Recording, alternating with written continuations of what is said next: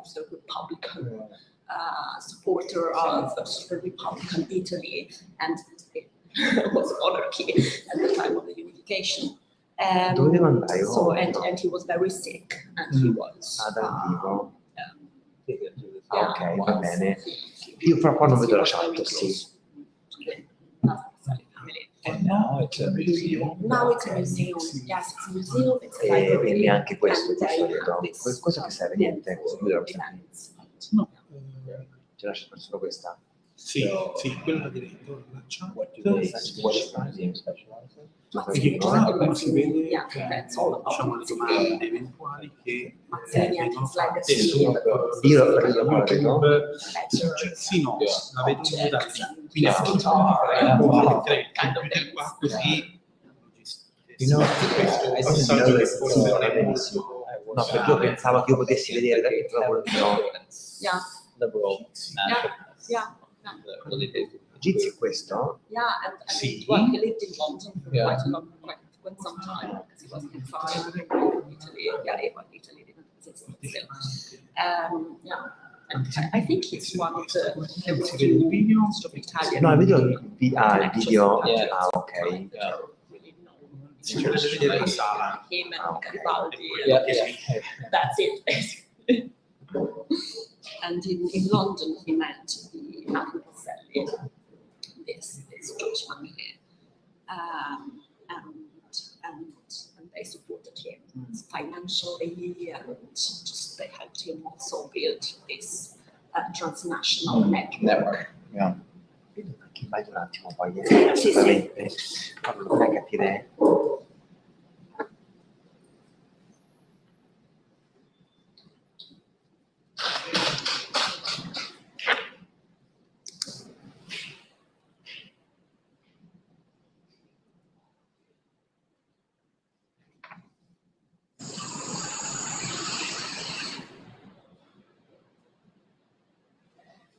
Tre spettatori attuali.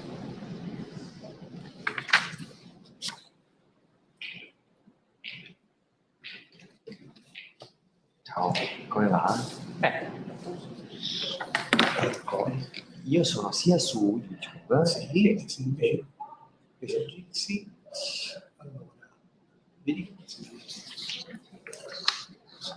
fatto accendendo qualcosa la telecamera. mia. E dovrei vedere anch'io. Vediamo se.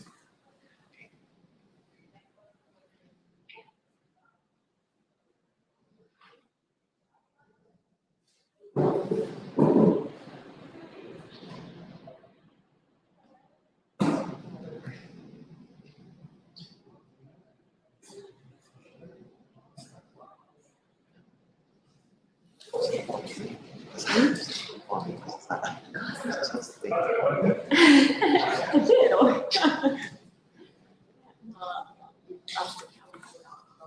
Sì.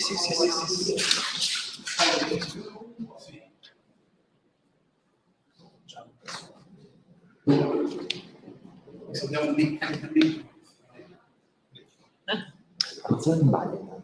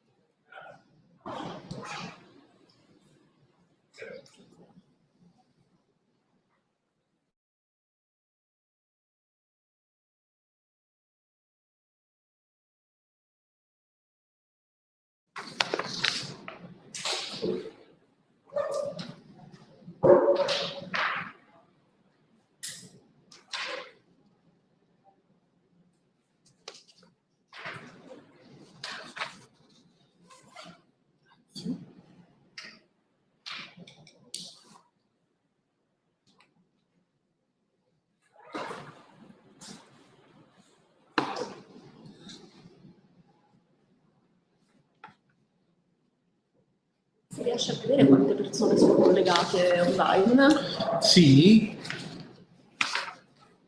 Me ne dà 4. Ok.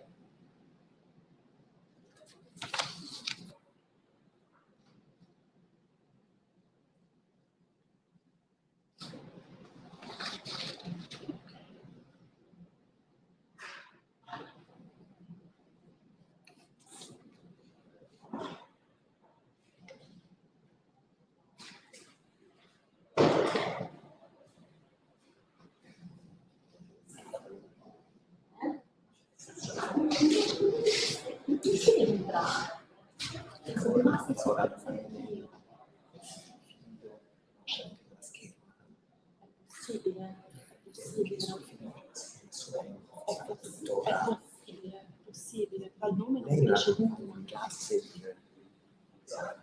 da 25 anni, che più di 8 anni, si dice 18. e allora è stato perfetto. Sì.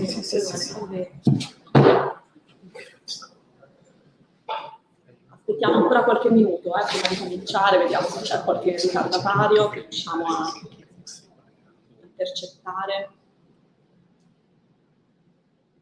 O magari qualche ritardatario. Qui un gender balance non c'è.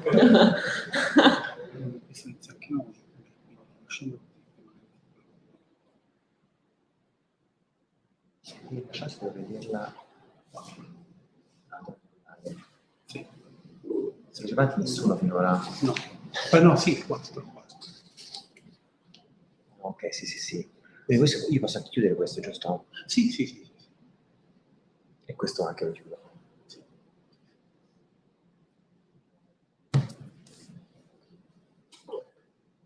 Io penso sia quindi sì, Allora, però diciamo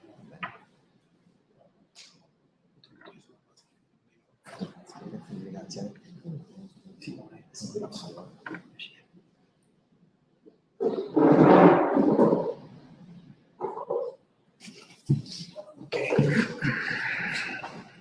Se non mi dispiace, mi incoraggerei anche a vedere un po' più avanti, che così insomma fa più atmosfera da seminario. Insomma.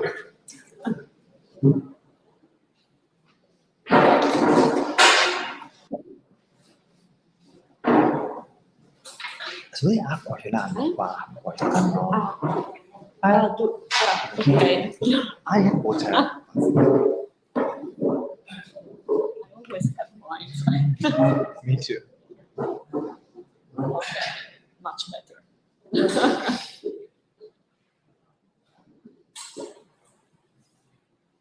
Siamo fino ai 10, Sì. poi we'll wait until 10 past. Start if that's okay.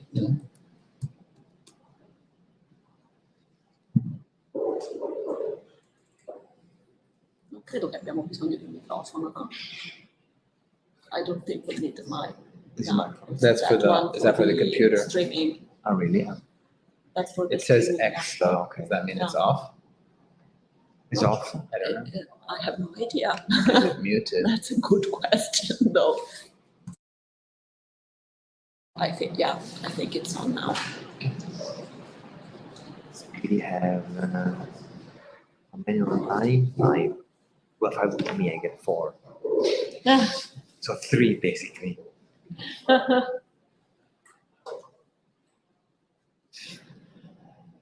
It's so very difficult to have people attending I know. events. It's really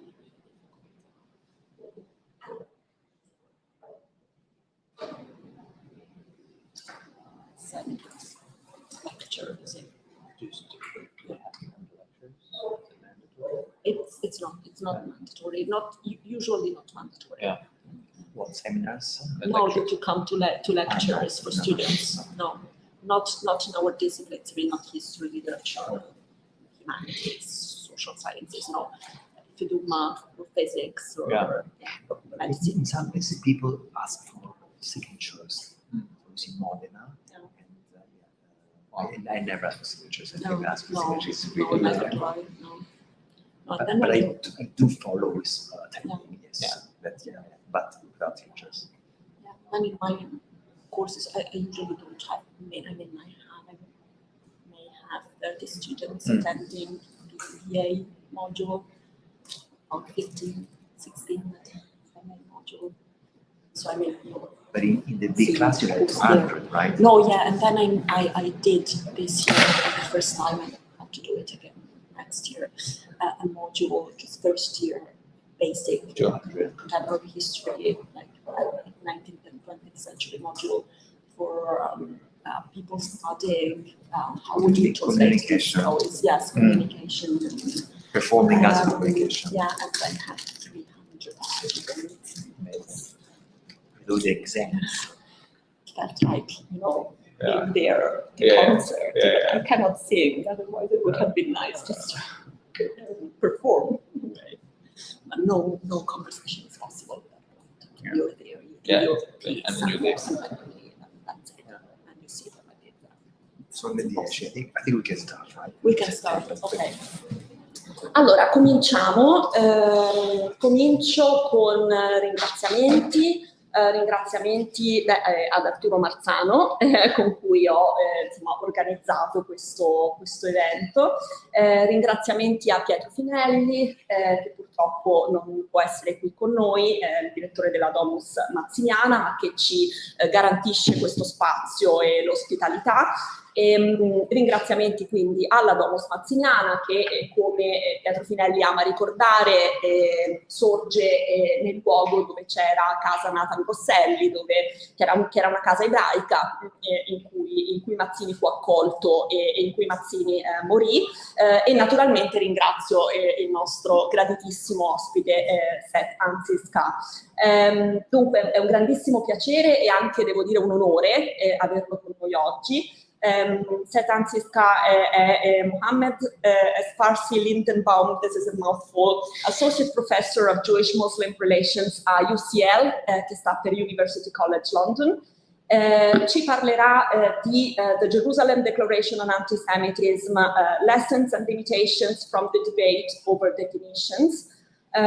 Dunque la sua lezione sarà in inglese.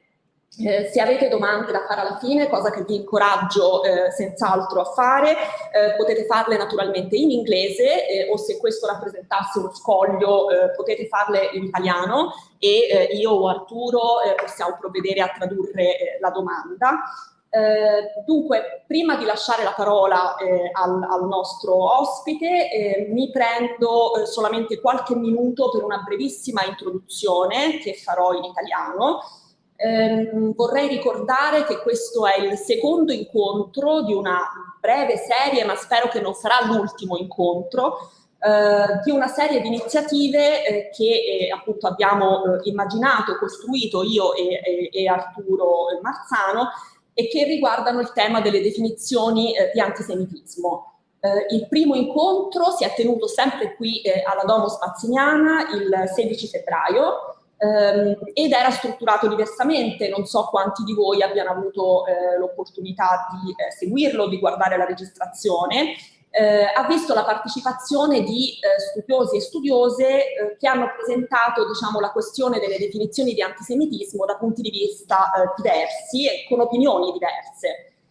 Oltre a me, sottoscritta, sono intervenuti Gadi Luzzatto Voghera, il direttore del CEDEC di Milano, la Fondazione Centro di Documentazione Ebraica Contemporanea, Maria Chiara Rioli dell'Università di Modena e Reggio Emilia e Francesca Biancani dell'Università di Bologna. E in quella occasione si è parlato soprattutto della definizione di antisemitismo forse più nota e che è quella della International Holocaust Remembrance Alliance o IHRA o IRA. Dunque, perché si possa capire meglio questa lezione che stiamo per ascoltare, è importante avere almeno un'idea di cosa sia questa definizione dell'AIRA. Ve lo ricorderò per chi non ne sapesse nulla in maniera estremamente sintetica e poi forse anche Seth dirà qualcosa o ci torniamo comunque se avete dubbi nella Q&A alla fine. Tralascio per motivi di tempo, diciamo, tutte le questioni che sono questioni sociali, culturali, politiche, storiche, storiografiche, che in realtà innervano questo dibattito, no? Su come definire l'antisemitismo. Basti pensare, ma ne dico solamente una e tante se ne potrebbero aggiungere, al tema della memoria della Shoah e delle articolazioni, dell'evoluzione della memoria della Shoah. Dunque, questa definizione dell'AIRA è stata adottata da 39 stati, almeno controllato una settimana fa, potrebbe essere cresciuto il numero nel frattempo, compresa l'Italia, che l'ha adottata nella seduta del Consiglio dei Ministri del 17 gennaio 2020, compresa poi tra l'altro tralasciamo, diciamo, usciamo dall'elenco degli stati, fra gli atenei che l'hanno adottata c'è anche l'Ateneo Pisano, che l'ha adottata nel gennaio 2018. È stata adottata dall'ONU, dall'Unione Europea, associazioni, imprese pubbliche e private e ONG. È un testo che nella sua versione attuale è stato approvato nel 2016, ma la cui prima versione in realtà risale al 2005 e che si proponeva come scopo, diciamo, originario di fornire uno strumento, offrire uno strumento per agevolare l'identificazione di episodi di antisemitismo prevalentemente a fini statistici. Quindi non si proponeva di diventare uno strumento giuridicamente vincolante, non si proponeva di essere uno strumento da utilizzare nelle università per decidere a chi fosse legittimo o utile dare la parola o togliere la parola. Ora, il testo base ve lo leggo traducendo in pronta dall'inglese. L'antisemitismo è una certa percezione degli ebrei che può essere espressa come odio nei confronti degli ebrei. Manifestazioni di antisemitismo, retoriche o fisiche, sono dirette contro individui ebrei o non ebrei e o le loro proprietà, contro istituzioni comunitarie ebraiche e edifici e organizzazioni religiose.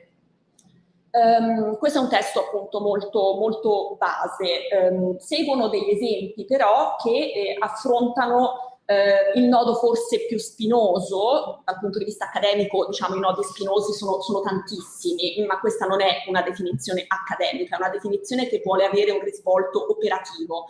Perché diciamo, dobbiamo quindi tralasciare anche un po', no, il dibattito strettamente storiografico su questo tema.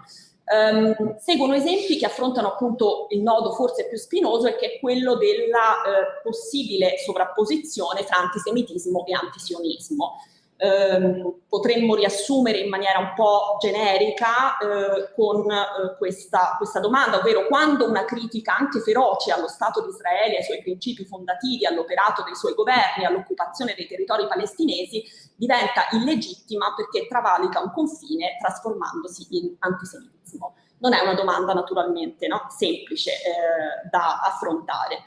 Su questo terreno io non sto qui a leggervi gli esempi perché non voglio portare via tempo al nostro relatore, semmai ci torniamo alla fine. Su questo terreno la definizione dell'AIRA è stata giudicata da molti, me compresa, estremamente problematica, sia per gli esempi che offre, sia per l'uso che è stato fatto della definizione stessa e di questi esempi.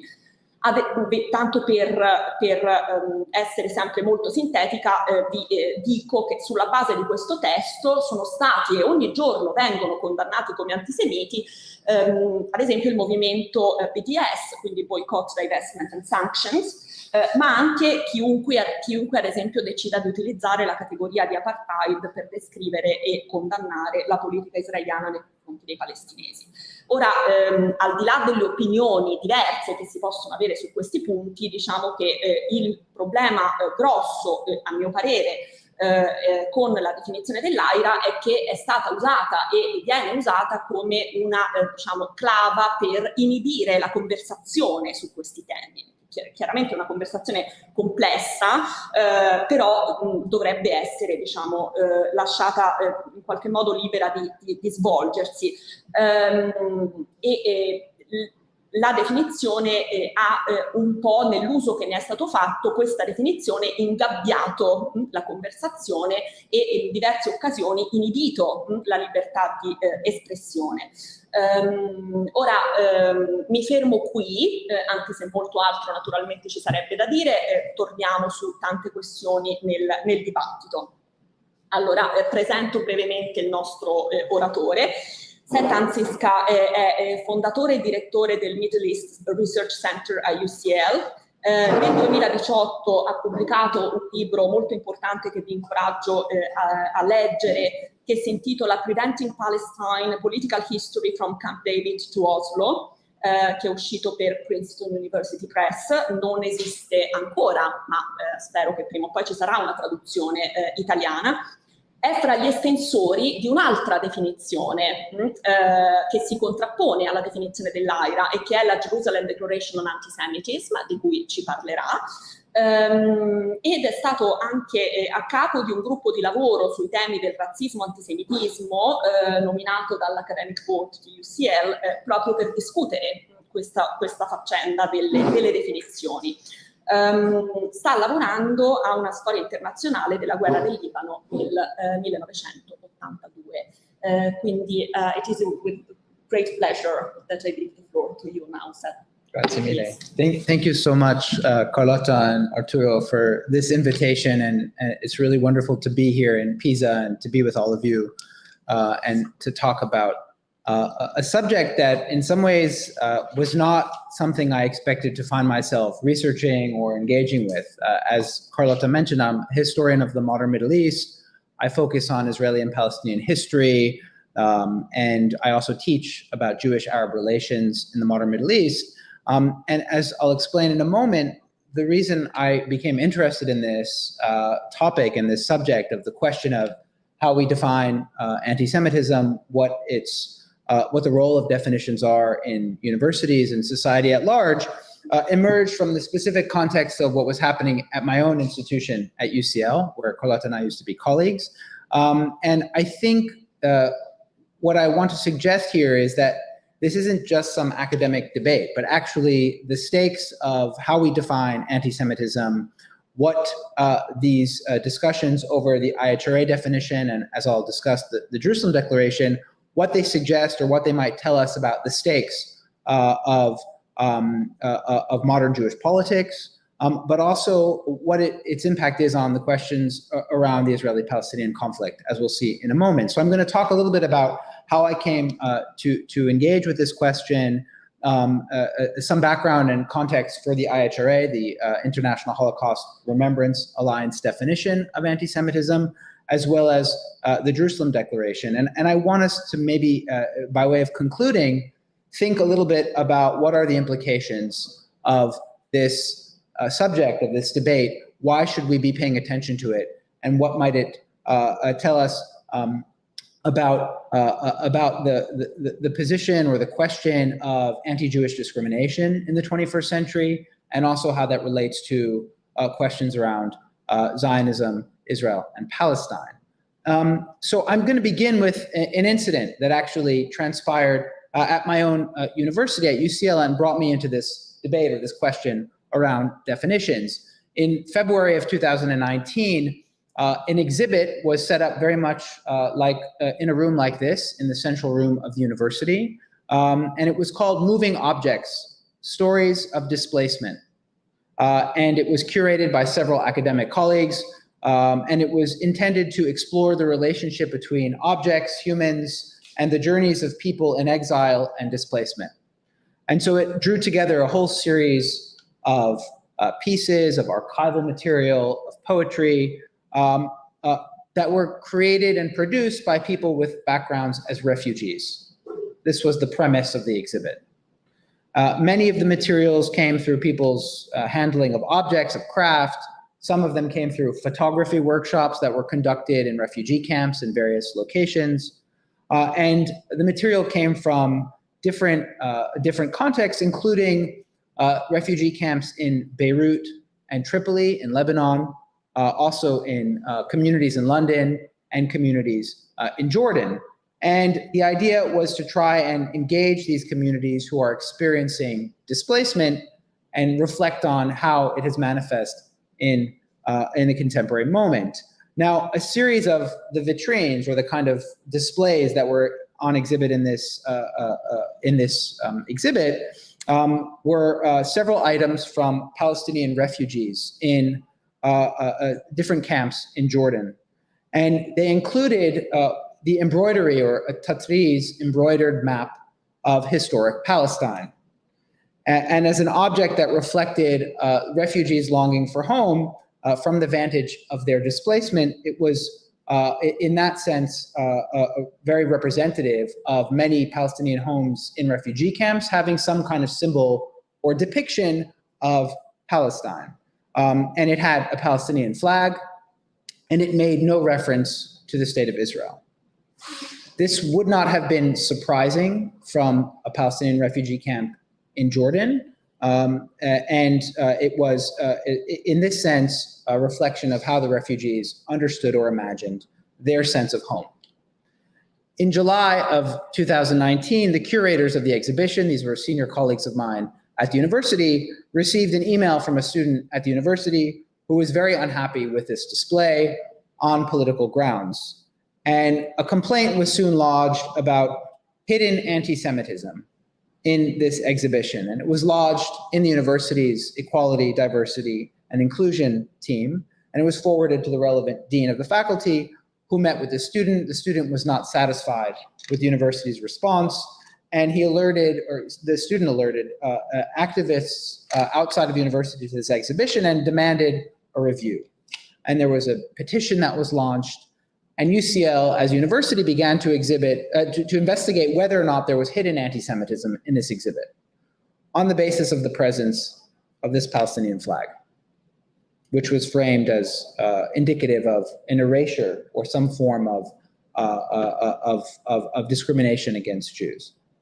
I, along with several colleagues, was asked to look into whether or not this was, in fact, an anti-Semitic exhibition, and included colleagues in art history, colleagues in Jewish studies. We all went to the exhibit, and we found no basis to the claim that the exhibit should be taken down on the grounds of anti-Semitism or that it was at all inappropriate. We were very much understood it as a representation from the perspective of the refugee of how they understood what home means to them. The effort that the university made to put up a text alongside the exhibit to try and explain it was seen as damaging the integrity of the work, and ultimately the university withdrew this effort.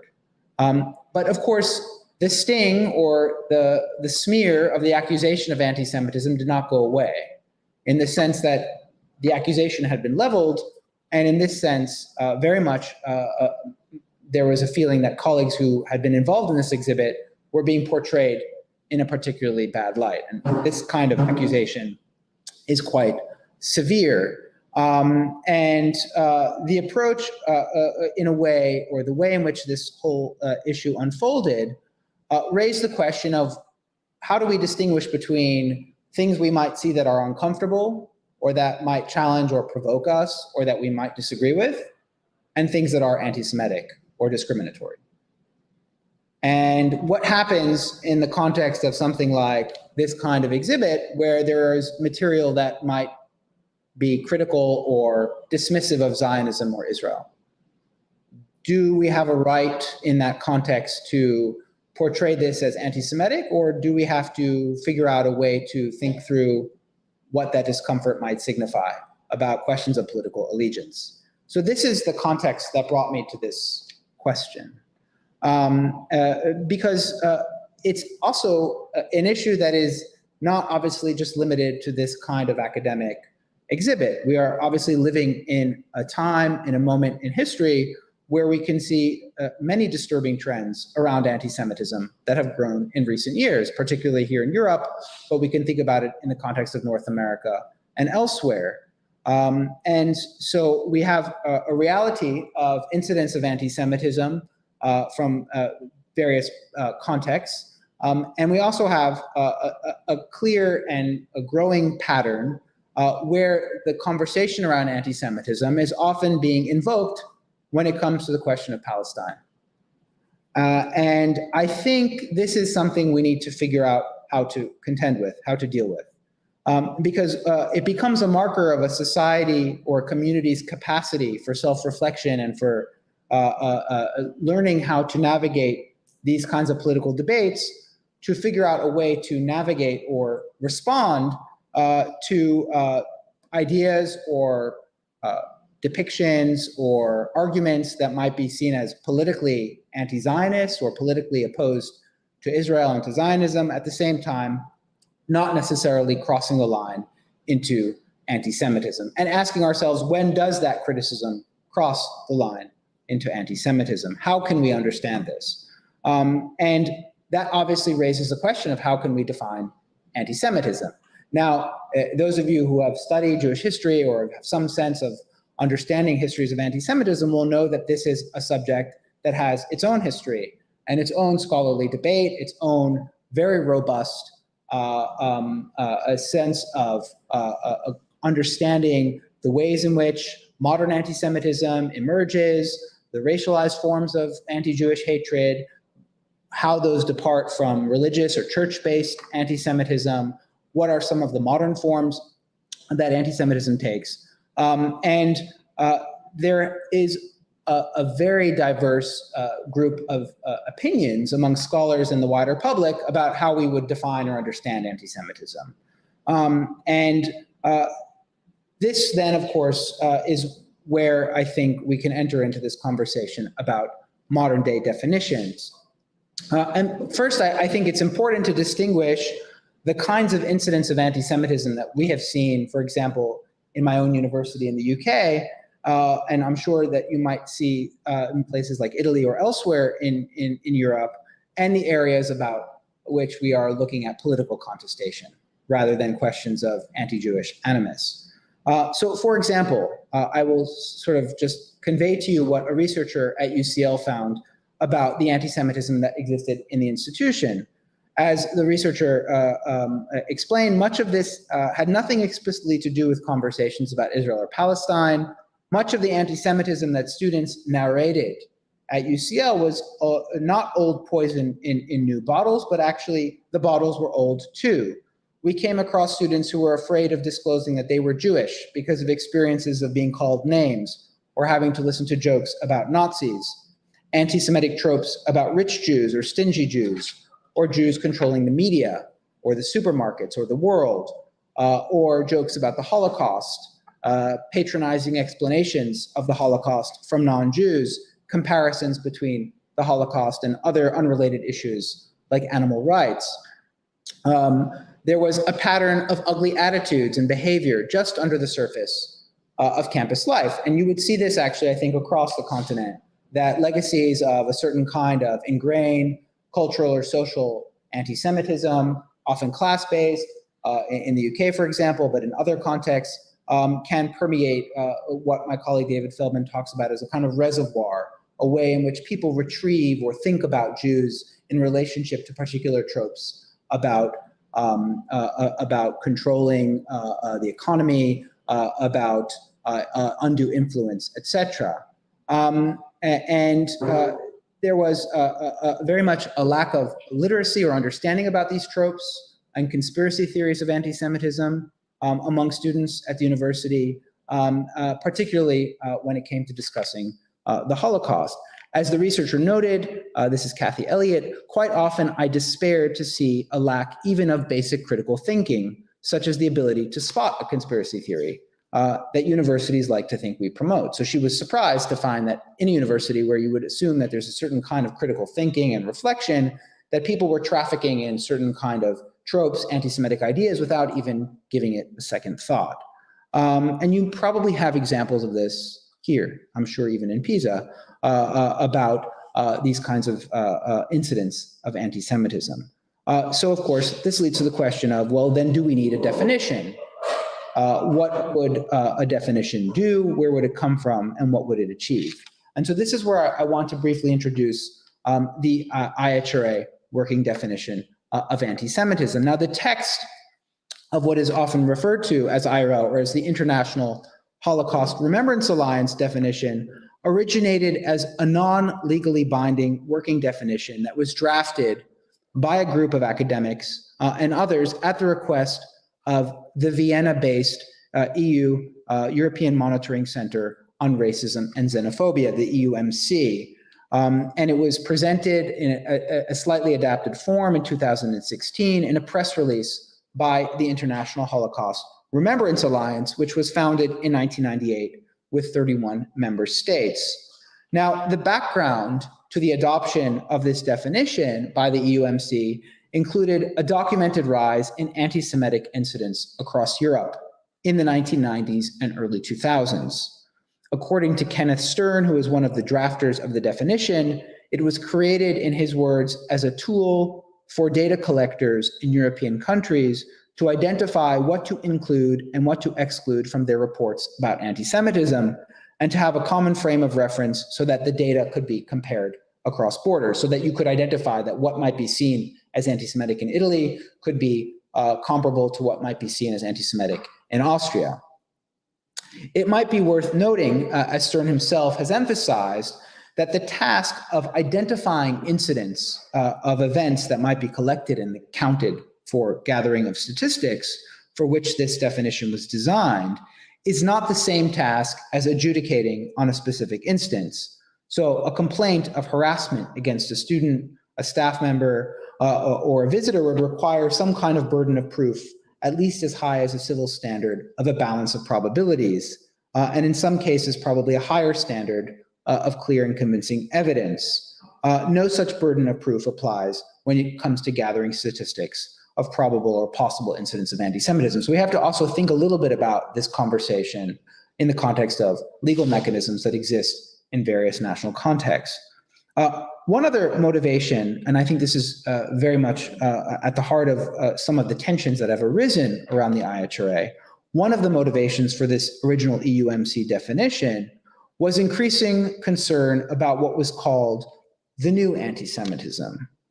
Now, this is a highly debated concept that was first coined by scholars in the 1960s and 1970s and defined by Irwin Cutler, a Canadian professor of law, as follows. This is what he explained.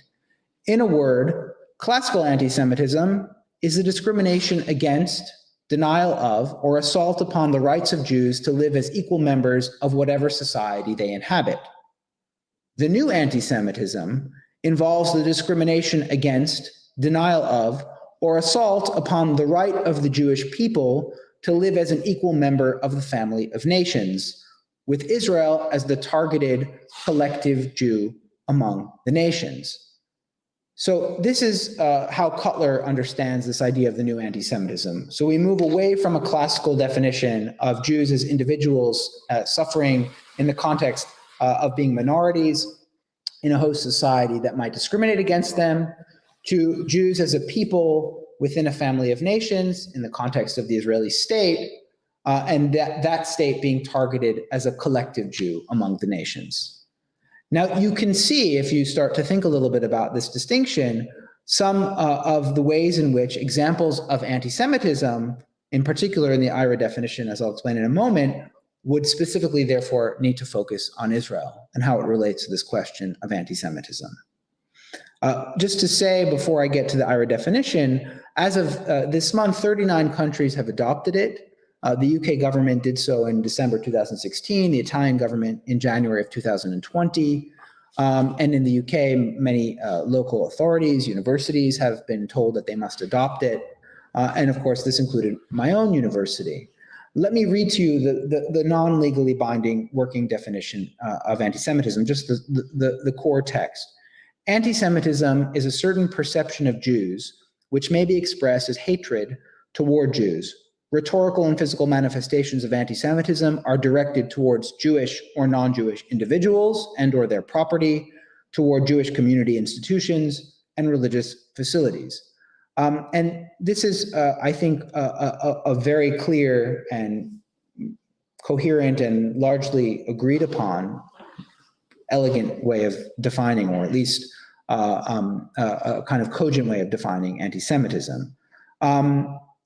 And for an example, to qualify as anti-Semitic under this IRA definition, it has to fit the underlying definition of anti-Semitism as a certain perception of Jews, taking into account the overall context. So, for example, the IRA states that an example of anti-Semitism could include making mendacious, dehumanizing, demonizing, or stereotypical allegations about Jews as such, or the power of Jews as a collective, a myth about a world Jewish conspiracy, Jews controlling the media, the economy, the government, or other societal institutions.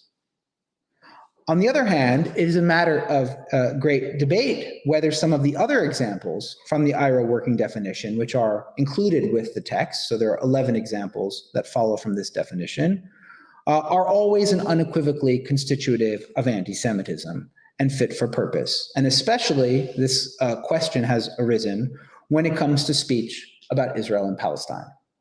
The difficulty arises because this definition, along with its 11 examples, specifies that anti-Semitism may include, quote, the targeting of the state of Israel conceived as a Jewish collectivity.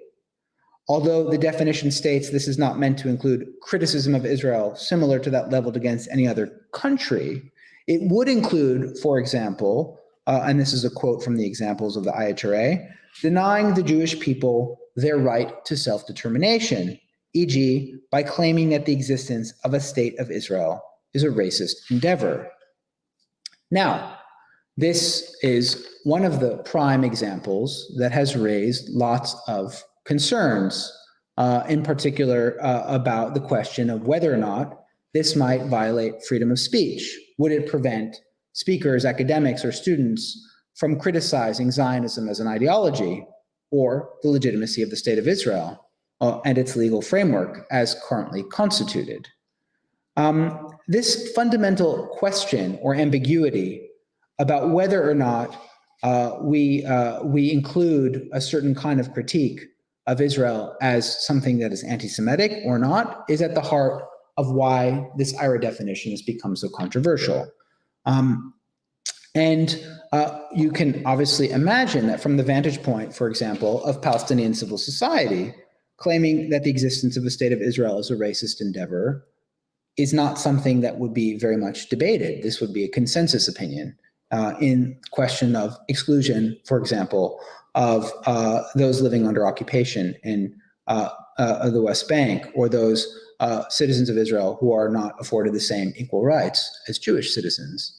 If you have been following the protests in Israel over the last 2 or 3 weeks, you will see that this discourse about the very identity of the state, how it relates to the question of democracy, who is included in this democracy, very much orients around some of these very same questions. This is what has prompted such a kind of response and concern about whether or not the definition as it is adopted will have some form of a chilling effect, in particular in contexts at universities or in government that were not intended by the drafters of that EUMC definition. Many, including Kenneth Stern, who's one of the drafters of the IHRA, as well as civil society groups, including groups like the ACLU, the American Civil Liberties Union in the United States, Palestine Legal, the European Legal Support Center, have criticized or pushed back against this definition for the reasons that it might chill or undermine the right to a certain robust speech, particularly on Palestine. What would it mean for speaking critically about Israeli policy, or actually speaking critically about the existence of the state? What would it mean for questioning Zionism? What would it mean for questioning certain ideas around Israeli right to exist as it does currently?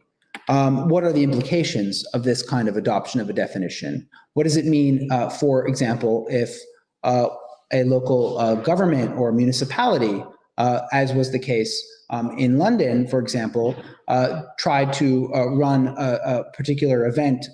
There was a bike ride that was organized in the Tower Hamlets in London for Gaza, and this bike ride was shut down on concerns that it would violate this definition. And we have other examples that have proliferated in the recent months.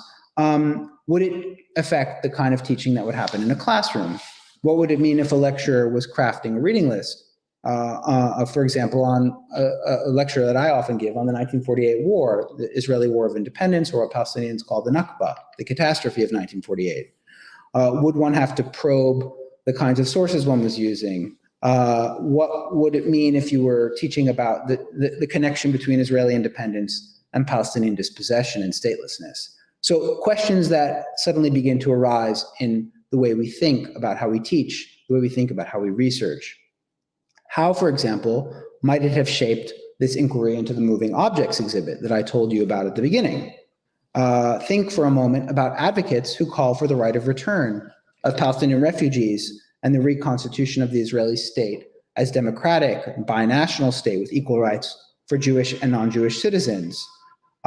is showing a Palestinian artifact that does not also portray Israel, is that sufficient to conjure the accusation of anti-Semitism?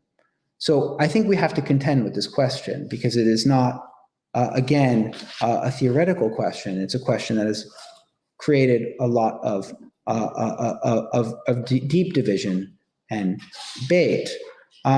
This is what led my own interest in engaging on some of these topics at my university, but also in my involvement in an initiative known as the Jerusalem Declaration on Anti-Semitism. One of the reasons that this initiative began is that many academics who were experts in Jewish history and the history of anti-Semitism and Middle East studies felt that there were dangers to the way in which the IHRA was being framed, felt uncomfortable about this adoption, felt that some of the nuance and the complexity around which many of us engage with in our own research and teaching was being papered over in ways that were actually very inhibiting towards freedom of expression and debate. And we came together through the Van Leer Institute in Jerusalem to organize what we later developed as the Jerusalem Declaration on Anti-Semitism. There was a feeling that there had to be greater clarity, and the declaration had two aims. The first, as it says in its preamble, was to strengthen the fight against anti-Semitism by clarifying what it is and how it is manifest. And the second is to protect the space for open debate about the questions of Israel and Palestine. The Jerusalem Declaration was published in March of 2021, so about 2 years ago. It garnered over 300 signatories in its original form from a wide range of scholars across Europe, the United States, and parts of the global South. It included scholars, as I said, of Jewish history, of anti-Semitism, experts in their field. Several Italian colleagues also signed. And the idea behind it was to try and suggest how we might move away from this notion of a singular text or a singular definition that had shaped this conversation, and to show the ways in which actually anti-Semitism is far more complicated and far more contested, especially when you throw into the mix questions around Middle Eastern politics and Israel and Palestine. And I want to just share with you an example of how the definition has operated. First, just as a kind of core definition, it's very clear that according to the Jerusalem Declaration, the way it's defined, anti-Semitism is discrimination, prejudice, hostility, or violence against Jews as Jews or Jewish institutions as Jewish. And it goes through 15 different guidelines, 5 general guidelines, and then I'll get to in a moment, guidelines when it comes to Israel and Palestine. So very clearly it tries to explain that it is racist to essentialize or make sweeping negative generalizations about a given population. It talks about classical anti-Semitism, the idea that Jews are linked to forces of evil, these kinds of examples linking Jews to controlling governments and banks. When people talk about Soros or the Rothschilds, this can be a manifestation of anti-Semitism, but it can also be assaulting someone because he or she is Jewish, attacking a synagogue, swastikas that are placed on Jewish graves, and it can also be in denying or minimizing the Holocaust by claiming, for example, the deliberate Nazi genocide of the Jews did not take place. So these are the kind of broad general ways of understanding and defining, explaining anti-Semitism. And the way in which the Jerusalem Declaration is framed is to try and also introduce some examples of what would be on the face of it with context anti-Semitic when it comes to Israel and Palestine, and what would not be. And I want to share with you some of those examples because I think they might help us elaborate a little bit about this. So examples that are on the face of it anti-Semitic: applying symbols, images, and negative stereotypes of classical anti-Semitism to the state of Israel; holding Jews collectively responsible for Israel's conduct, or treating Jews simply because they are Jewish as agents of Israel; requiring people because they are Jewish to condemn publicly Israel or Zionism, for example, at a political meeting; assuming that non-Israeli Jews, simply because they are Jews, are necessarily more loyal to Israel than their own country. This historically has always been one of the main features of modern anti-Semitism, is this accusation of dual loyalty. And then finally, denying the right of Jews in the state of Israel to exist and flourish collectively and individually as Jews in accordance with the principle of equality. And this was perhaps the most difficult, I think, example to frame how to think about protection of Jews living in Israel as a collective and as individuals alongside the principle of equality. And how does that right to live collectively exist alongside the non-Jewish population? So alongside those examples, here are some examples that on the face of it are not anti-Semitic. The first, supporting the Palestinian demand for justice and the full grant of their political, national, civil, and human rights as encapsulated in international law. The second, criticizing or opposing Zionism as a form of nationalism, or arguing for a variety of constitutional arrangements for Jews and Palestinians in the area between the Jordan River and the Mediterranean. It is not anti-Semitic, as the JDA explains, to support arrangements that accord full equality to all inhabitants between the river and the sea, whether in two states, a binational state, a unitary democratic state, or whatever form. Evidence-based criticism of Israel as a state, policies and practices of that state. It is not anti-Semitic to point out systematic racial discrimination. Four, boycott, divestment, and sanctions are commonplace, nonviolent forms of political protest against states. In the Israeli case, they are not, in and of themselves, anti-Semitic. And finally, the JDA concludes the following. Political speech does not have to be measured, proportional, tempered, or reasonable to be protected under Article 19 of the Universal Declaration of Human Rights, or Article 10 of the European Convention on Human Rights and other human rights instruments. Criticism that some may see as excessive or contentious, or as reflecting a double standard, is not in and of itself anti-Semitic. In general, the line between anti-Semitic and non-anti-Semitic speech is different from the line between unreasonable and reasonable speech. And here I think we get to some of the reasons why many of us felt this was a necessary intervention. How we distinguish between reasonable, unreasonable speech, uncomfortable political claims, and the question of discrimination against Jews. And I think from the experience of the JDA and its reception, criticism, it's elicited lots of attacks, it's also elicited lots of praise, and I think this is healthy, this is robust, this is a necessary way to think in a more educated way about different forms of anti-Semitism and what is not anti-Semitic. It also warns us against the instinct for adoption of a single definition as some kind of symbolic move that will resolve all of these tensions. And we can think about it in especially in national context. You think about it here in Italy, for example, where the national strategy is based on this one document.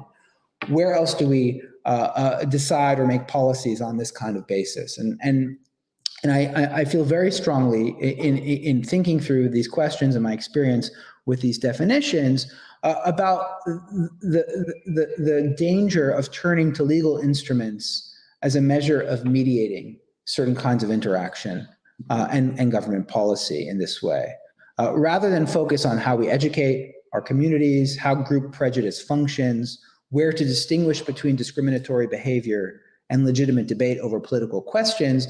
We've instead turned to these symbolic adoptions of definitions. And you can think about this, and I'll say something about it maybe in a bit. It's not only in the context of Jews and anti-Semitism. We see it also around questions of race, gender, sexual identity. And we get into this question of who deserves definitions, how do we protect different groups and categories, and what are the function of these definitions writ large. Because of course, it's easy to adopt. It's easy to say we adopt or embrace a particular definition. It's much harder to understand diverse communities and multiple ways of how people experience marginalization. So I think one of the reasons that this issue has become so divisive is this often highlights the gap between governments, practitioners, and monitoring agencies on the one hand, and the lived experience of educators and students at a university campus on the other. there is no clear evidence to show that the adoption of a definition works. Certainly none that we've seen. There are many examples of performative adoptions, from football clubs in London, for example, to local councils. Does this guarantee that anti-Semitism will be tackled in substantive terms, or for that matter, Islamophobia or anti-Palestinian racism? In fact, these incidents of anti-Semitism are often actually covered under existing equalities law. So what is this definition adding to that debate? In part, definitions can shift responsibility by university to foster inclusive environments into the legal realm. And in a sense, it's moving racism away from systemic questions of how it functions in society or within an institution and focusing on individual action.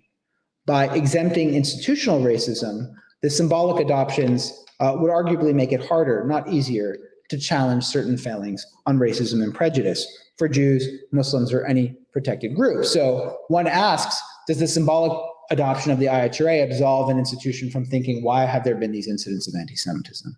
We could say the same when it comes to discrimination on racial grounds or the lack of inclusion when it comes to diversity. So rather, I think we need to sort of consider the way in which discrimination functions and the way in which people do or do not report their experiences of being discriminated against.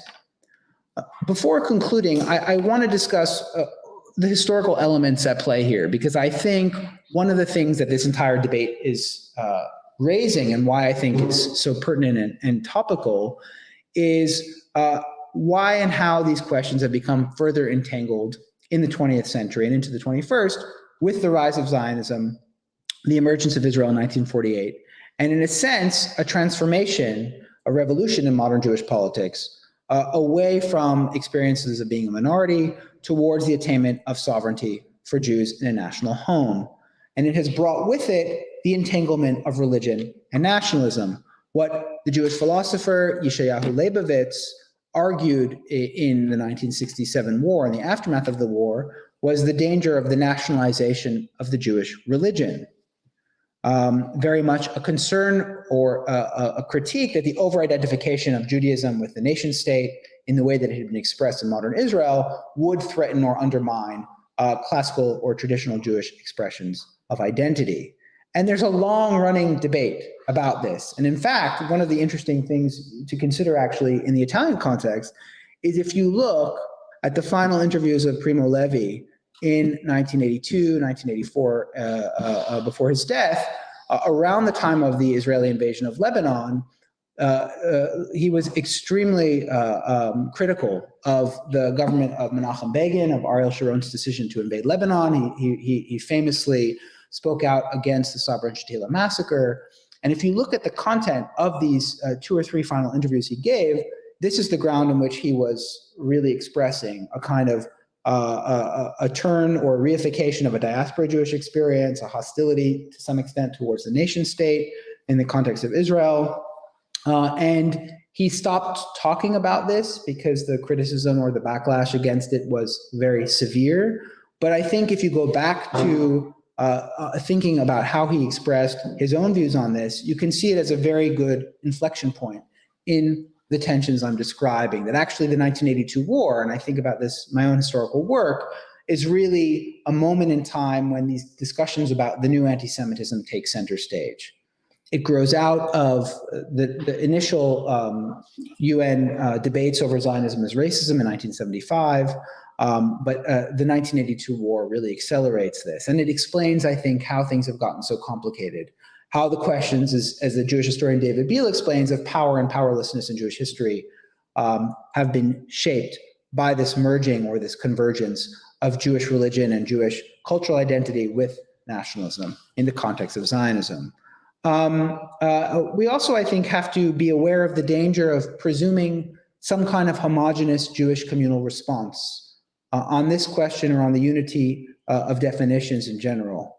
Even, I imagine, in a country with a smaller Jewish community like Italy, or in the UK where I live, or in the US where I was born and raised, where the community is much larger, there is no single Jewish community. It is actually a diversity of views.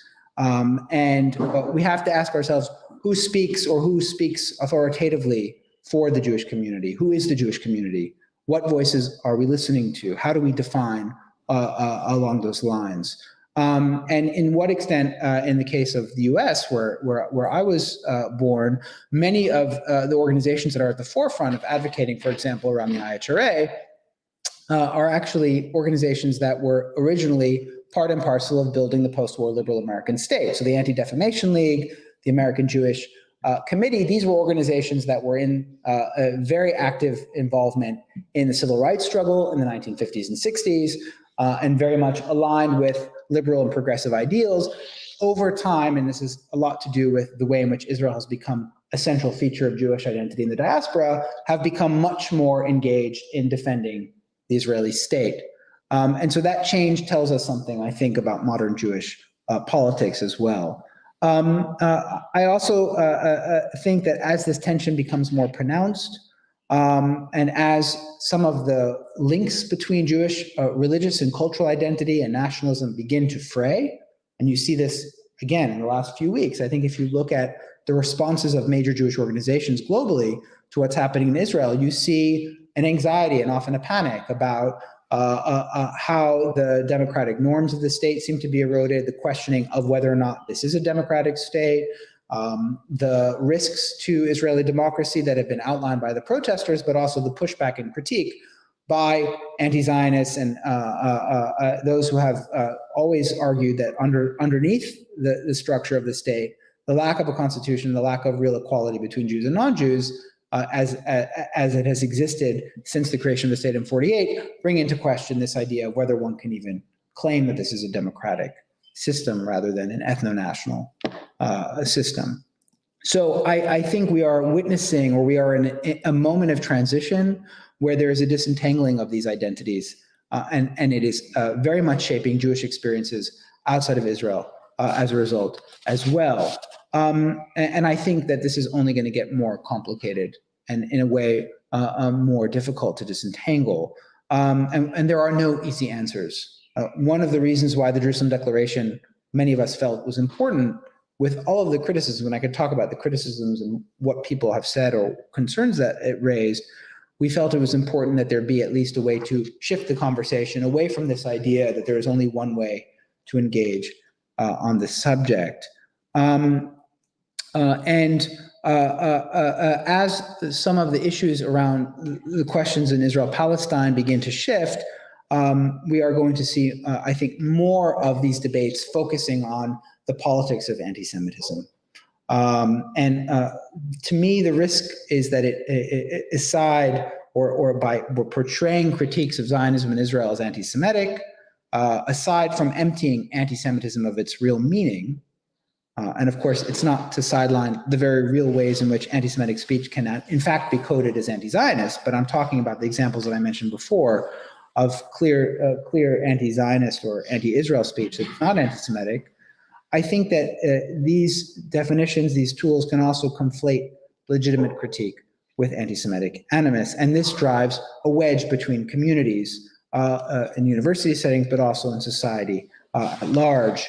And where does it leave us now? Well, I think it affects our ability to fight anti-Semitism when we see it, to distinguish between its various forms, its contexts.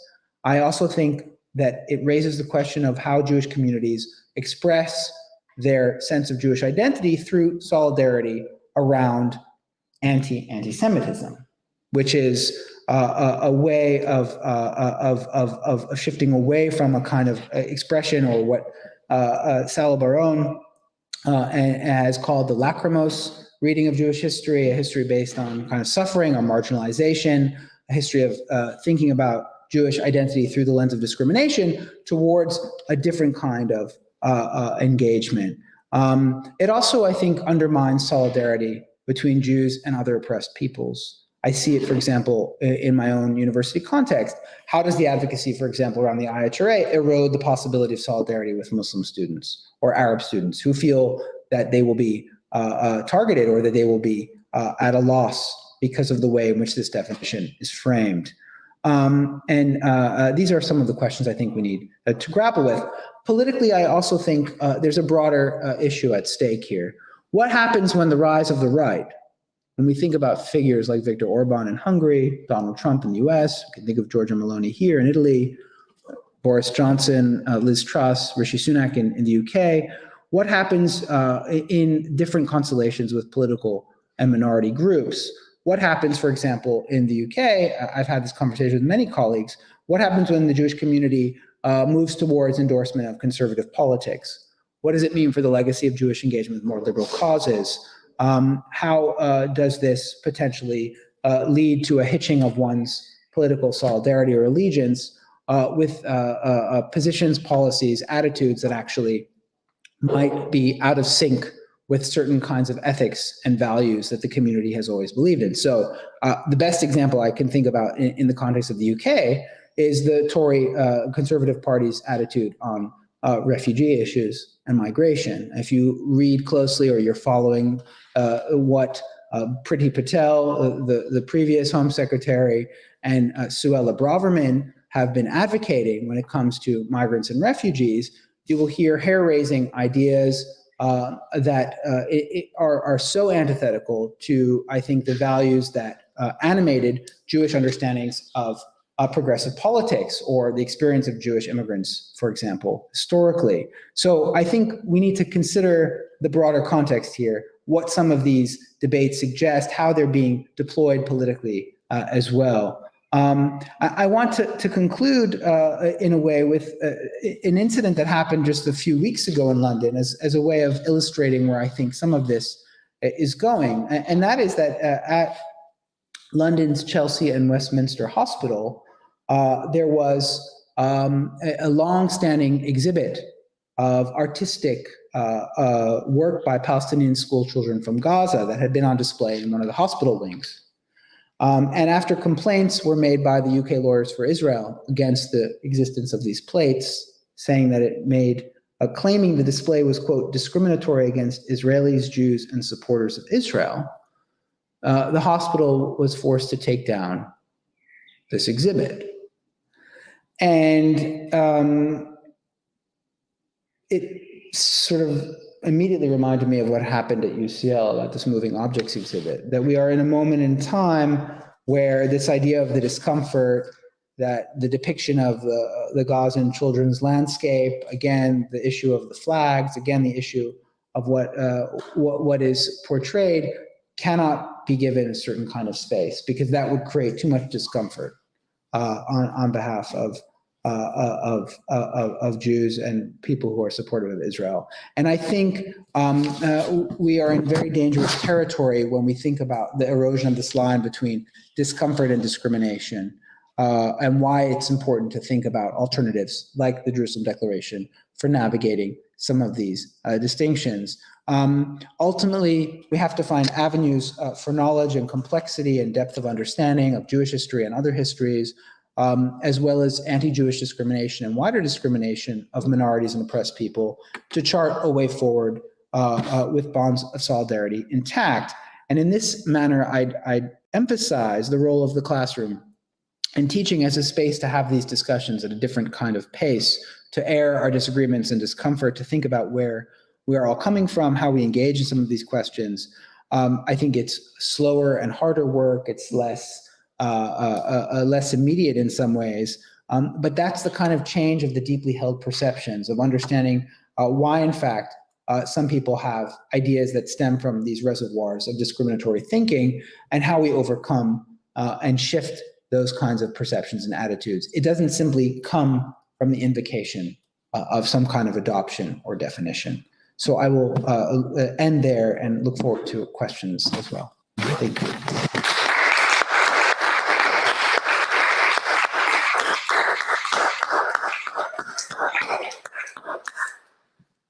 Thank you very much for this wonderful talk. And in your conclusion, you just reminded me of something Kenneth Stern also says in his book, The Conflict About the Conflict.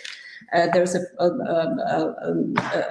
a moment in which he says something like, I'm paraphrasing, but something like the purpose of education is to create discomfort, so not to avoid discomfort and difficult conversations. So I would agree, this is absolutely critical. So I have questions and comments, but I would like, first of all, to open the floor to you. You can ask questions in English or in Italian.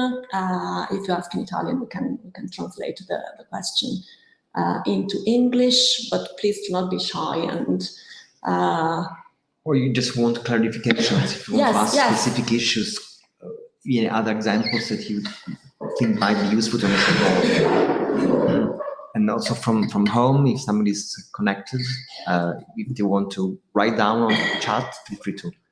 Yeah, we welcome all sorts of questions. So, yeah. I thought you said before that you think that the law does not have like a big role to play in combating anti-Semitism. Is it so? Do you think so? Can you elaborate further on this aspect? Yeah. So the question is about the role of the law and criminal law. But I think that it has a very big role to play. The question is, first of all, where we're talking about, because different national contexts have different kinds of legal frameworks that engage in these questions, and also the distinction between what is anti-Semitic and what is illegal. And that distinction depends on the context you're talking about. What I did find in the UK is actually there's a very strong equalities legislation, which is clear about discrimination of all groups, Jews, other protected minorities, and serves as a very robust basis for ensuring the protection of those minorities. The point that I'm trying to suggest here is, what does the introduction of a specific definition of anti-Semitism, how does it work alongside the existing legal frameworks? So if you have the protection of minorities embedded in a legal context in a particular country, what role does this IHRA, for example, play? Now, the drafters would say this is a not legally binding definition. That was the intention. But in practice, what we found is actually it takes on a certain kind of legal form and legitimacy. Rebecca Gould, who's a colleague of mine at SOAS in London, writes about how this has become the case, that it's kind of become the referent point for anti-discrimination investigations and for other forms of legal consequence. So it changes the nature of how the law may or may not be applied. And this is part of the tension. It also then raises the question, if you're going to have a group-specific definition around anti-Semitism, should we also be having group-specific definitions around Islamophobia and around transphobia and around Black and minority ethnic discrimination? As in, is there a danger in what we might describe as a kind of race to a suffering Olympics, that everybody has a different or a hierarchy of suffering, that everybody gets to invoke a certain kind of definition? If the equalities law and if legislation is designed to try and include these different protected categories, to what extent does the introduction of the specific definition challenge or potentially undermine that? There's also, I think, importance to consider in the context, for example, around free speech and academic freedom, which differs country by country. So in the US, First Amendment rights and protection of freedom of speech is a very different kind of legal mechanism than what you have in the UK or other contexts. So some of these debates are very specific to the place in which they're opened up. Thank you.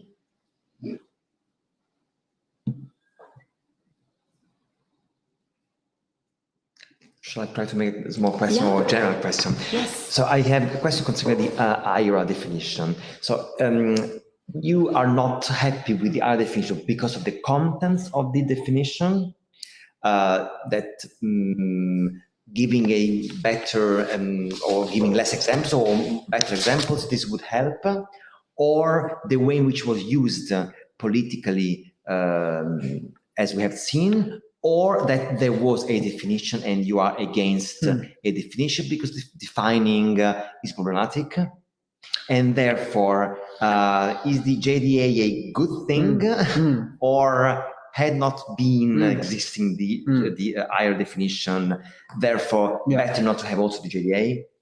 Okay, so I think we should distinguish between educative definitions or descriptions and prescriptive or potentially legally binding definitions.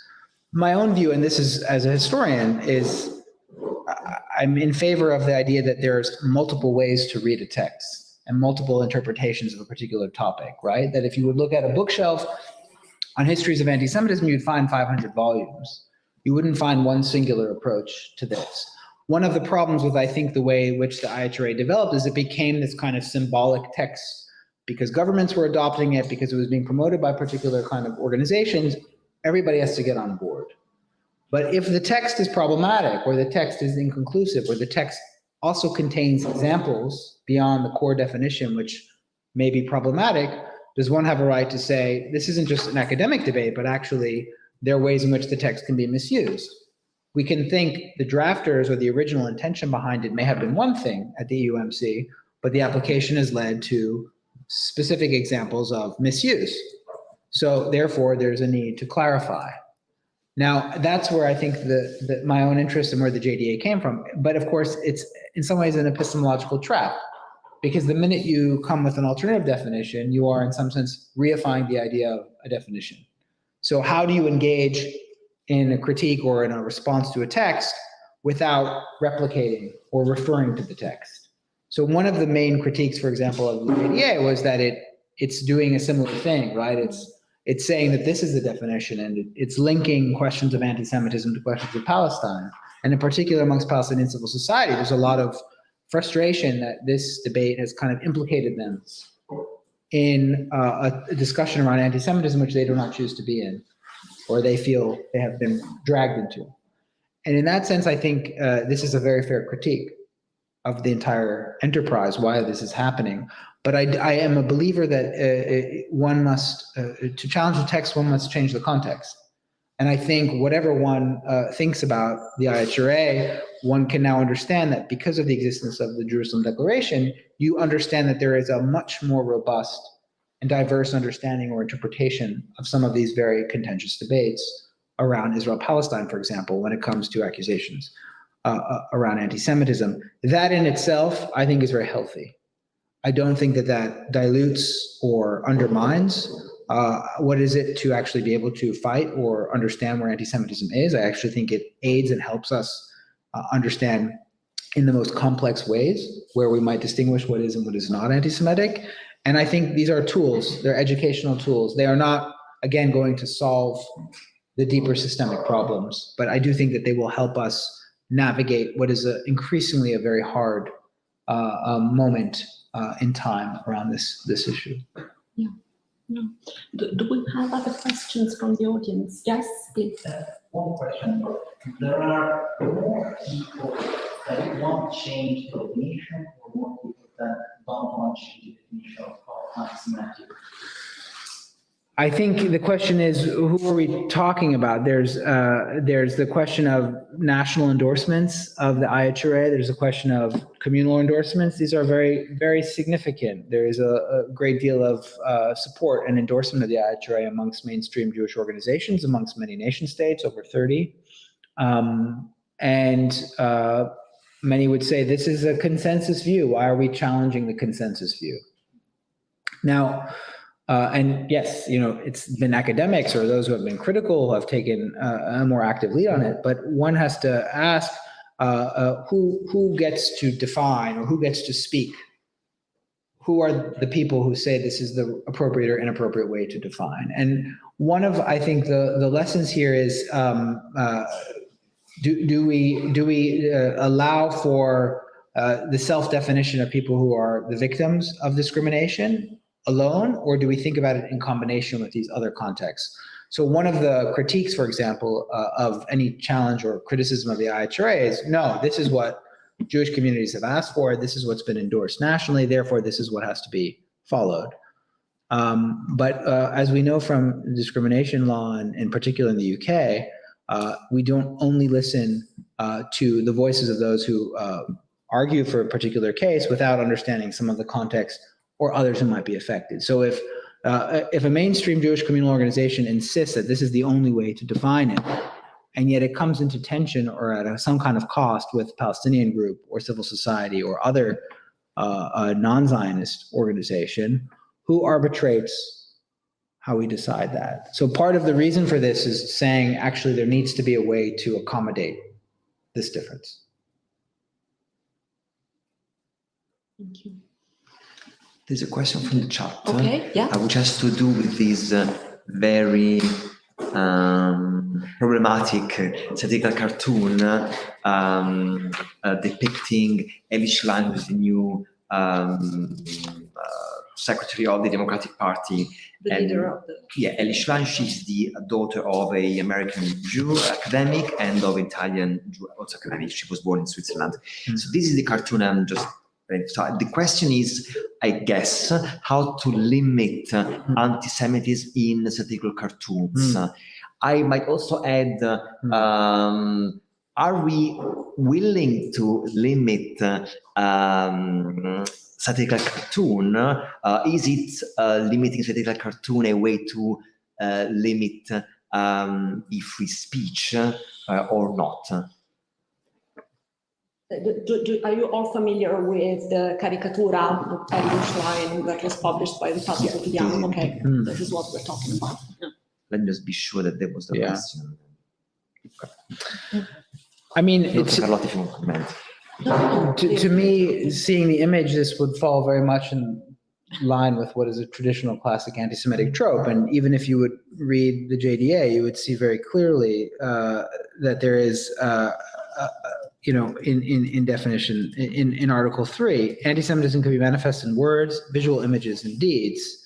Jews, examples are Jews depicted as grotesque with big noses associated with wealth, etc. So there's no question to me that this looks to be an anti-Semitic image. I think one of the tensions is how do you distinguish between anti-Semitic and illegal?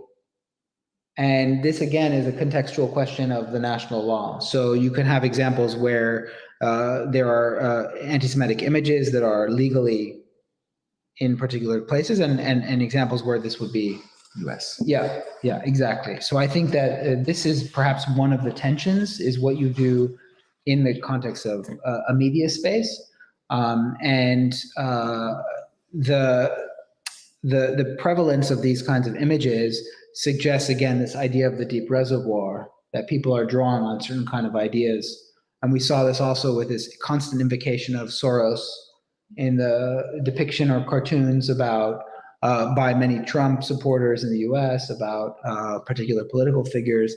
So you see this in existence. How do we stop that? This is a question, I think, both of the legal mechanisms around how free press operates and what kinds of limitations exist on speech. You could similarly ask the question about images, for example, of the Prophet Muhammad that have been depicted. Exactly. The same kinds of concerns. So what are the lines between legality and illegality, and what are the lines between discrimination and anti-discrimination? And here I think it's very particular to the context that you're talking about. Another question, comment. Can you tell something about you? Are you a law student or? I'm a law student. Okay, I'm a law student. I'm a researcher, actually. We have a project on anti-Semitism. A PhD student or postdoc? Postdoc. Postdoc. Okay. We have a project about anti-Semitism and criminal law, either anti-Semitism and criminal law. And we are researching on the interactions. We thought so. So now I have another common question, actually. Sometimes it seems to me that the inappropriate use of the label anti-Semitism risks of being perceived as a form of censorship. And that this fact can fuel, paradoxically, anti-Semitism and conspiracy theories and this kind of stuff. And I would like to ask you if you think this too, and if there are studies or in your experience you have perceived this fact that the misuse of the label anti-Semitism can fuel factual anti-Semitism? It's an excellent question, and I would recommend to you in particular the Birkbeck Institute for the Study of Anti-Semitism at the University of London, which is run by my colleague David Feldman, which has tried to engage some of these questions. Obviously, it's tricky because how do we understand the nature of the conspiracies and the nature of when the abuse or misuse of these terms fuels, et cetera. There's a kind of, in a way, a difficulty here of unpacking this, because how could you prove the causality? It's very hard to establish. What we can say is that there are examples and proliferation in many contexts on the right and the left of this discourse, and how it has then engendered a certain kind of unhealthy or limited or often accelerated debate that I think is problematic, and also has been amplified by social media. So the constant proliferation, for example, of these images about Soros and Jews and Jewish control that were very much present in the Trump era created, or there's some studies that have shown that it proliferated a kind of unease about Jews in various contexts. There's been some interesting writing about this from various social scientists, but also some pushback and critique about how we document and chart these kinds of incidents. But I do think it's a really challenging thing to be able to research, actually, and how we think about it. But there are, I think, several very useful organizations that have tried to engage with this, and also there's a new book by my colleague Anthony Lerman on whatever happened to anti-Semitism, out with Pluto, that might be interesting to you on this score. And you might also take a look at a piece by Mary Cohen in Jewish Currents magazine about this question of documenting or researching anti-Semitism in Europe and the US. We have other questions from the audience there. Okay, no, I had so many, I was reflecting on so many things when you were presenting your lecture, and I'm not going to raise all these points, but I'm always very, very sort of troubled by the fact that it seems like whenever there is a discussion on anti-Semitism, be it within a university, meeting, an institution, organization, whatever, the idea, especially among non-Jews, is that, okay, but we should do what the Jews want. So we must understand what the Jews want, with this sort of implicit assumption that there is a Jewish view on the matter, which is not the case. This assumption that there is some kind of homogeneous Jewish group, which we might argue is per se an anti-Semitic sort of trope. And I can see this all the time. And also when the academic board at UCL, when I was still at UCL, was discussing in the first discussions of this, adoption of the IHRA by UCL, I was sort of asked by some non-Jewish colleagues, okay, but do you think I can have an opinion on this? Because I'm not Jewish, so I really would like to know what the Jews think and what the Jews want. You can see the same kind of dynamic if you look at the composition of the working groups or committees that have worked, even here in Italy, on these issues at the government level or the level of the Ministry of Education, drafting the guidelines for schools on education on anti-Semitism and combating anti-Semitism. You see that there is, if you look at the names, I mean, there is the attempt to really sort of try to understand what, especially the institutional representatives, the official representatives of Jewish communities sort of want, and just follow the lead on this, not necessarily trying to involve real experts on the history of anti-Semitism or the Israeli-Palestinian conflict, or the situation in Israel, Palestine, or you name it, but really to understand, to follow the lead of the Jewish institutions. And I think this just complicates the matter in not in a positive way. And of course, the dynamics might be a bit different depending on the context, because if I think of the Italian situation, the organization of Italian Jewish communities is very centralized. So there is the Union of Italian Jewish Communities, that is officially represents all Italian Jewish communities, and there are really a handful, or maybe less than a handful, of reform sort of groups, very, very weak also in terms of their relationship with the state. So there is this one Jewish voice officially, and I think this is really detrimental in Italy and creates really dangerous dynamics. So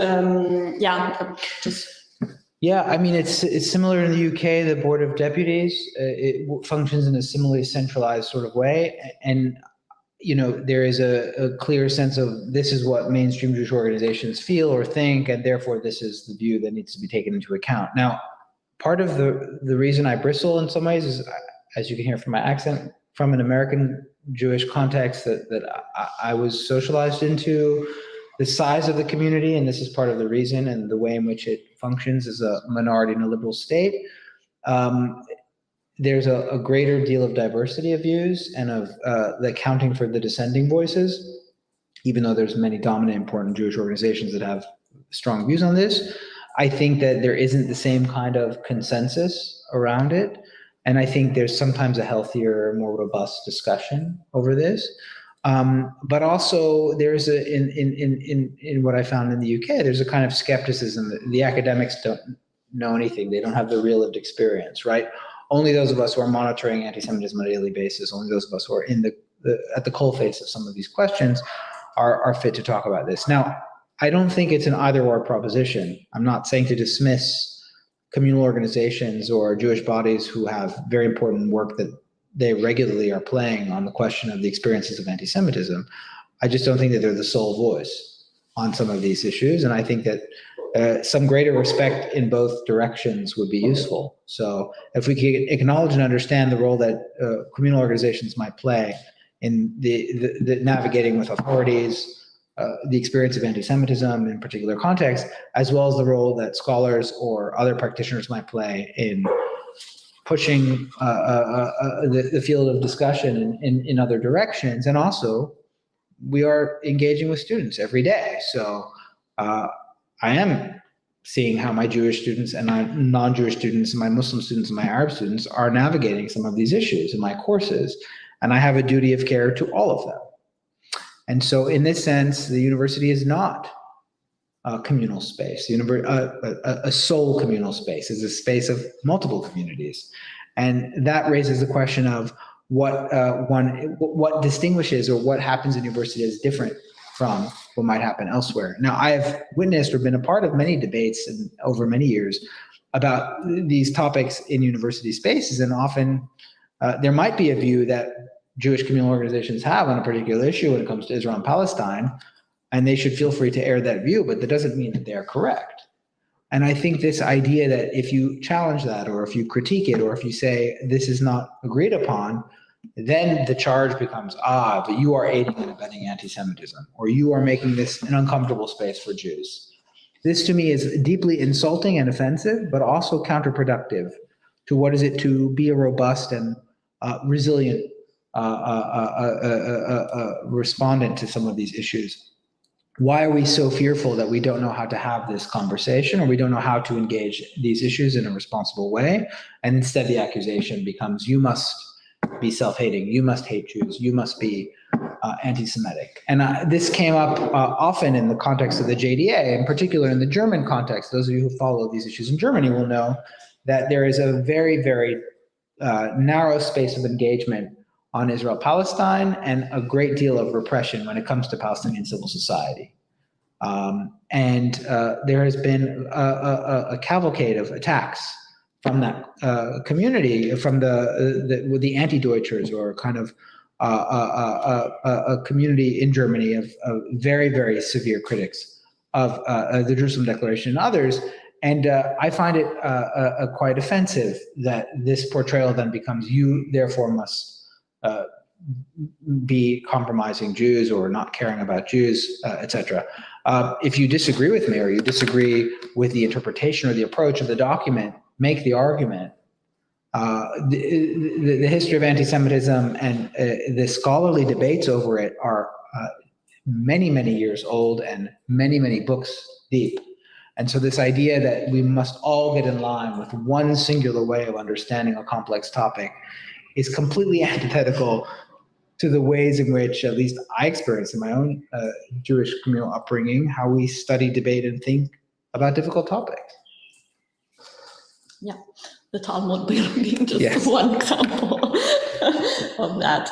Okay, thank you. I don't know if we have other questions. Can I still take advantage of asking another question? What? Can I make another question? Yeah, sure. So you probably know, a friend of mine on Facebook was quite tough against this meeting. I'm not sure anybody is following, or he might see the registration. So I guess that in good faith, he was afraid that the JDA might be counterproductive, might undermine the fight against antisemitism. And I also think that he might believe that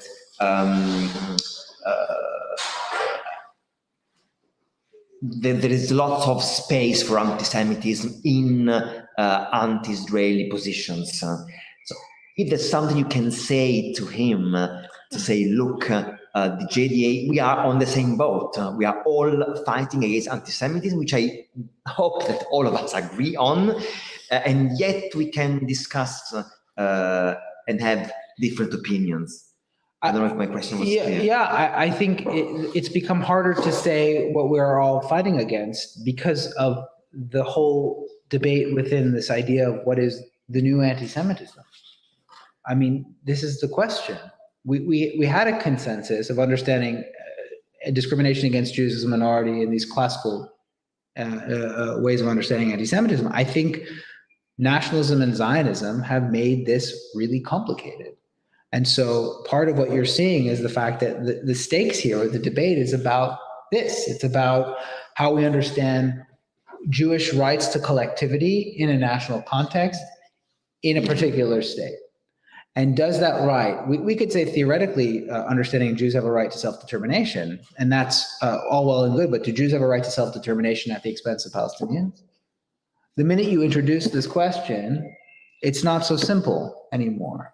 And that's really what we're talking about. We're talking about whether or not Zionism or collective Jewish identity has a right at the expense of or at the cost of the rights of other people. And this is the question of equality.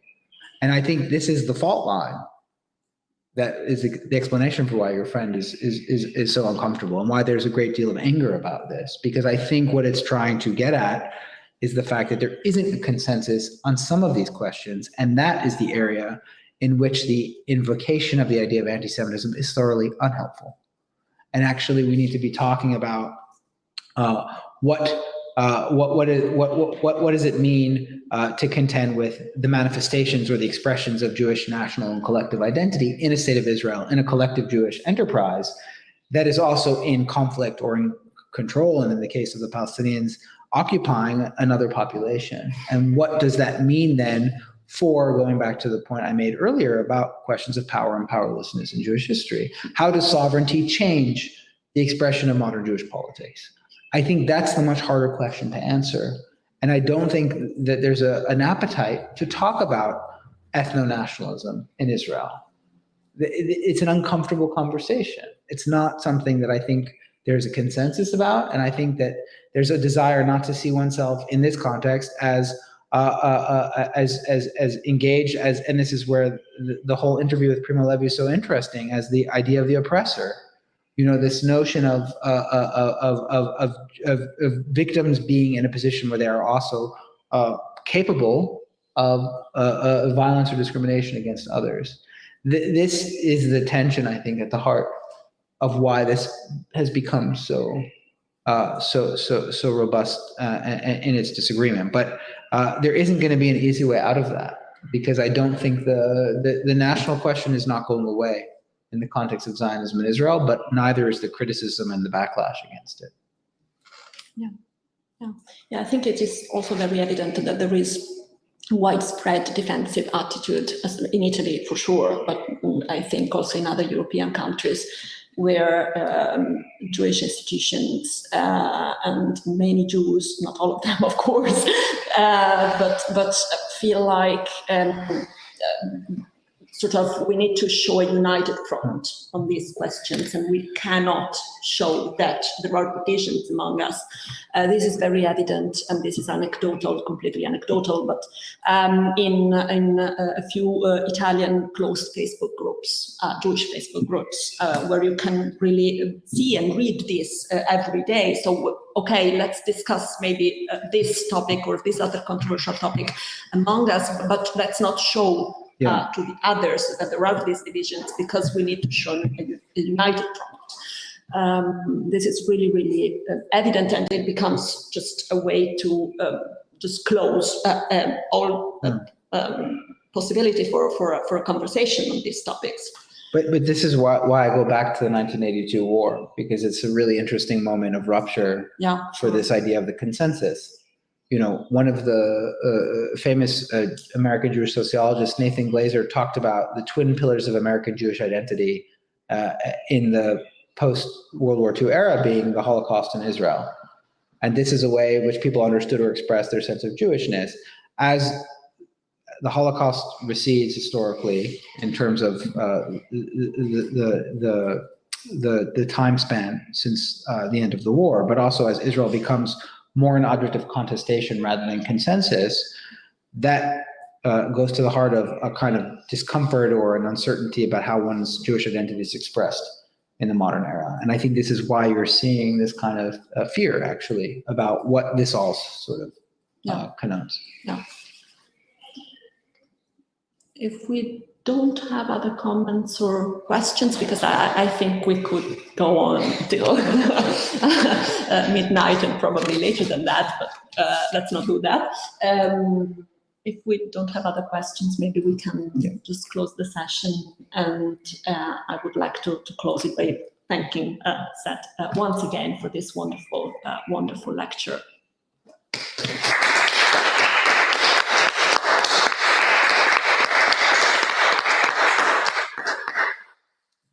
E grazie a voi che siete rimasti fino alla fine, naturalmente. Grazie. Thank you.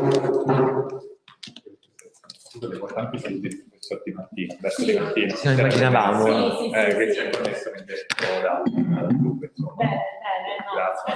poi, insomma, Thank you very much. Come ti chiami? Venturi, Filippo.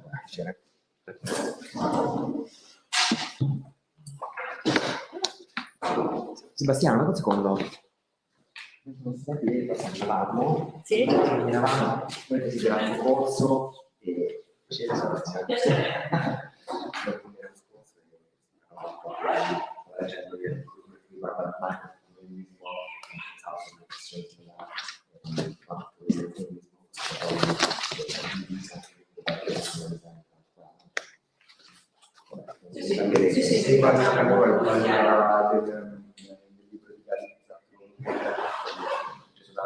convegno.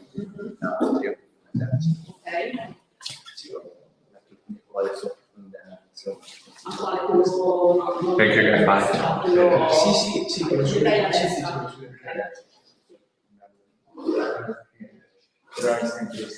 Sì. Chiaro, quella in media BA dissertation on 1979 and he read your book. Oh, wonderful to meet you.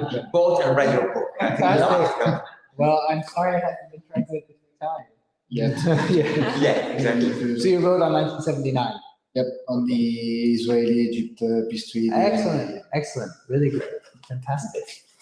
And now I'm studying at I graduated in history, now I'm studying at political science. fantastic. Very nice to meet you. My pleasure. Excellent.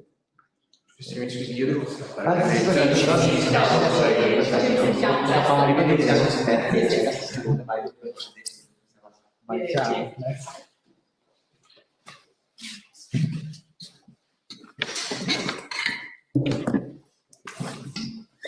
No, the pity is that there's only 12 people, 12 Why? lines. No, I'm not the right person.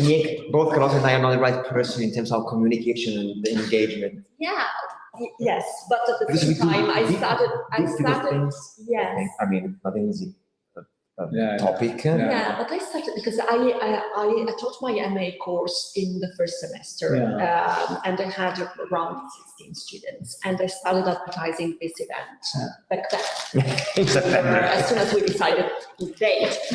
But then, and I wrote again to the students yesterday and a week ago, but still, since I'm not teaching right now, I think they felt less. I mean, there were 2 students of mine here, but just 2 of them, and I think they feel less compelled. I have 50 students and there were only 2. Yeah, if I had been teaching right now, You would have tried. yeah. No, because we threaten people, that's why this doesn't come. Yeah, but Bisogna avere la renata, e porta i folle. Ma io non posso, cioè una volta che hai finito il corso e molti hanno già fatto No, l'esame. ma neanche tu non riuscissi a fare la positiva, questo è manco grande perché minacciamo noi. No, perché non sono capace. No, esatto, e poi io faccio tutto questo, vuoi venire? Non venire, cazzo vuoi, faccio perché. No, io ho cercato piuttosto di spiegare Io sono in diretta perché tutto era ciò. importante. Siamo in diretta tutto ciò. Siamo in diretta tutto ciò, credo, ma si saranno disconnessi.